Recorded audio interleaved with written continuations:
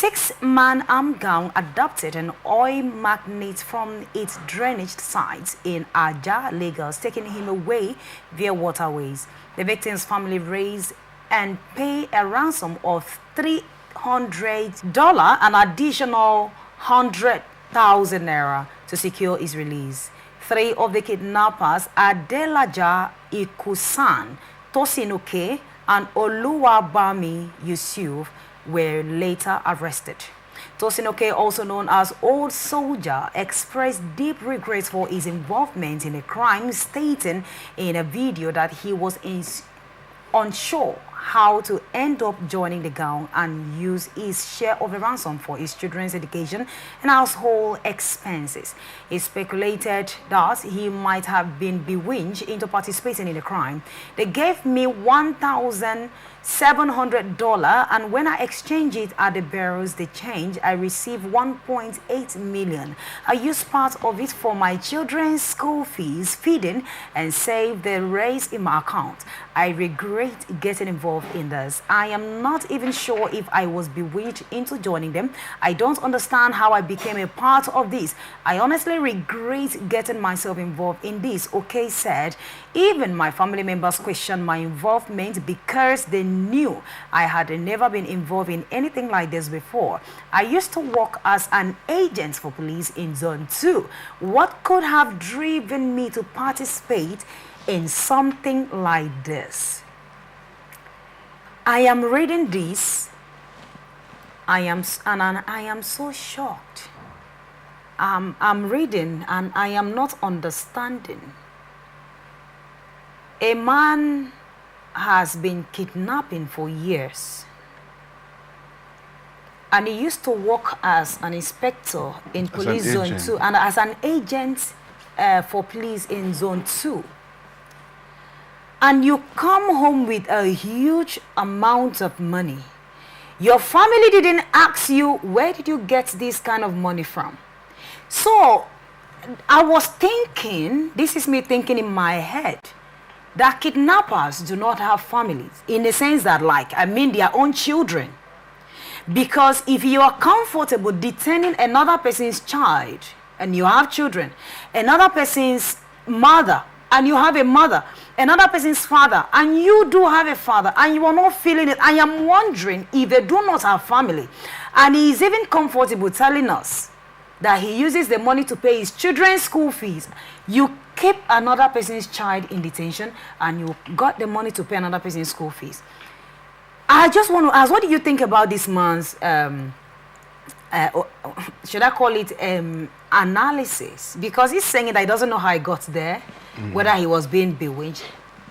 Is it not a kind of criminal act that people sit down and decide to do, be it under good circumstances or not?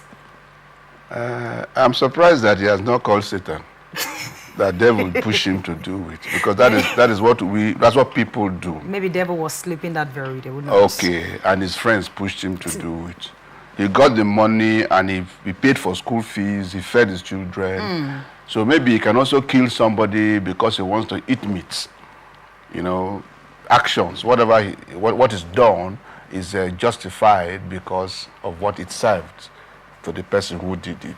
This is a fundamental thing with the rotten states we are in this country. The man has no, for me, my point of view, he was not bewitched. He had time to think about it, and he got involved. He says his family people are surprised that he doesn't do that kind of a thing. But I'm sure that they didn't just, the colleagues, the people, the other members of the kidnapping team, did not just see him on the road and ask him to join them. They must have had some discussions. Yeah. They must have talked about what they were going to do. He knew what was the process, what was involved. He also knew what they were expecting to get. Exactly. So what he talked about was being bewitched. He made a decision. He made a decision. Okay. So he shouldn't come and tell us that it was a bewitching. Nobody bewitched him. His needs, his mindset was what was at work, and for him to have done what he did. Okay. Wow. I'm acting like an investigation agent now. You're a journalist. All right, so he said something. He said, I used to work as an agent for police in Zone 2. In other words, if he used to, he's no longer doing anything. I used to work. The family now knows that he is no longer working as an agent for the police, right? So at that point, because if you go through the story, you will not see that I have social business somewhere. You will not see that I'm working for social company. So there is every tendency that he's doing something and then he's coming home with this kind of money. Now, I want to ask about where family comes to play in this kind of situation. Because you see, a lot of persons are out there.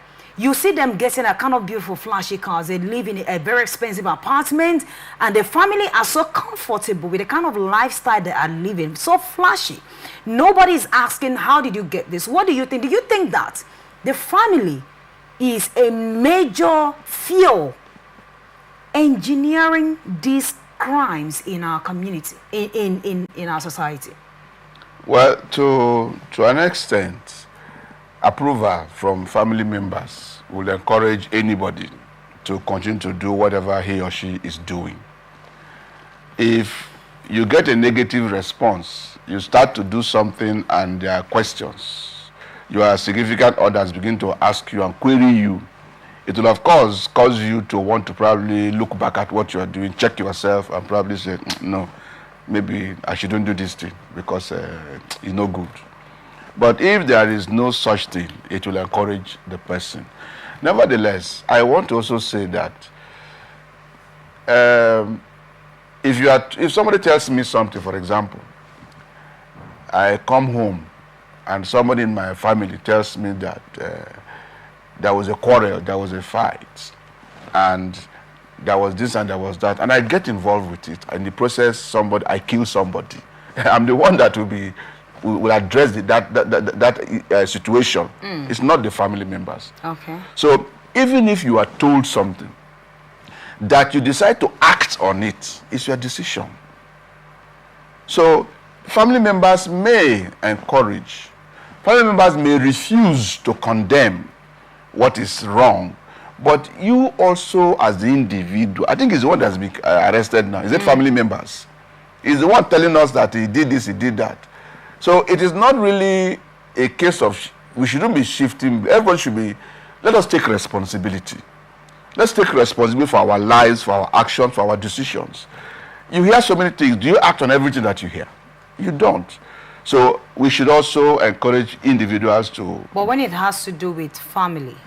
His reference to his family is that his family members are surprised that he's into doing it because he has never done anything like that before. So he's even talking about the family in a very positive term, that if they had probably known, they wouldn't even have encouraged him. That's what I hear him saying. He has not said his family people said do it. When he was paying the child's school fee, I don't think the child knew that the money was from kidnap. And the wife did not ask, where did you get the money from? I don't know what he must have told the wife. She asked, is he even married? I don't know.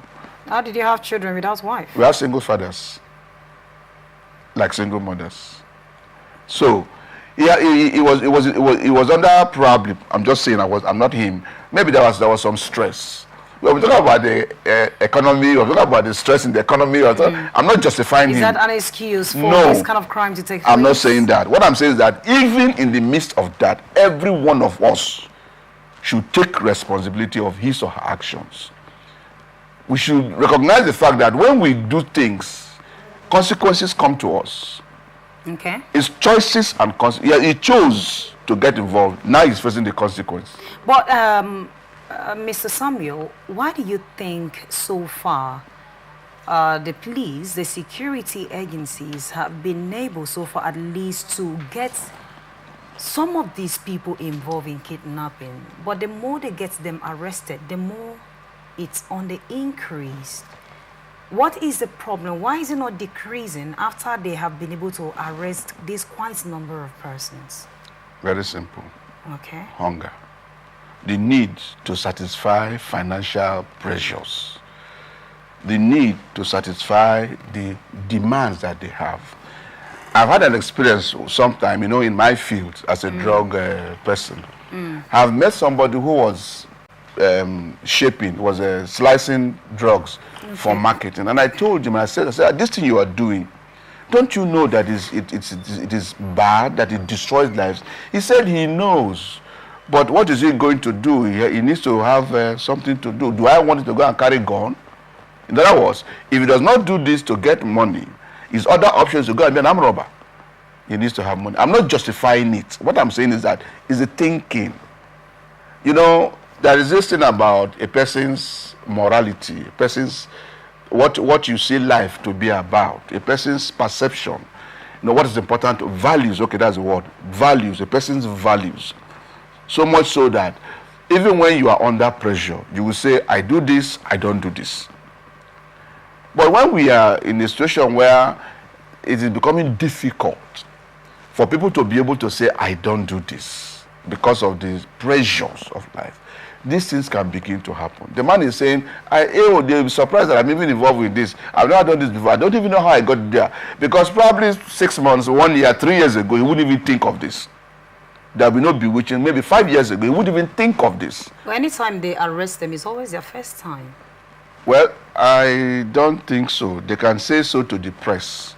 But and yes. I'm just telling you what we always read here. Every time it is my first time of doing this.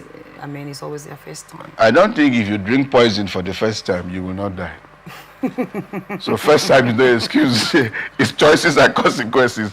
Shoot yourself. Don't put a gun to your head and shoot it for the first time. Okay, and see. Let us see what's going to happen. Okay. So there should be no first time thing. Okay, is the president we should let him do it 10 times before he's arrested and prosecuted or whatever. What is wrong is wrong. It's not right. It's not proper. Not right. Doesn't make sense. It's wicked. It is evil. There's no bewitching. The man made a choice. He said to do something, he did it, and thank God he has been caught. Otherwise, he would do it again. 1.8 million that he got from $1,700. I'm also surprised. He was under the influence of whatever, because he said maybe he was being bewitched. He doesn't know how he got. There was no influence. But even at that, he knew the amounts that was given to him. He knew how much. He knew what to do with the money. He went and changed it to naira. Exactly. He knew where to go change the money. He knew what to do with the money, that at least if he used this money to pay his children's school fees, he would go a long way and feeding. He didn't use the money he didn't just squander the money, despite he was under influence of something. That means... You know, he was not under, he said he was thinking whether he's bewitched, not that he was sure that he was bewitched. All right. He said he's thinking whether he was bewitched. Let's look at the next story for today.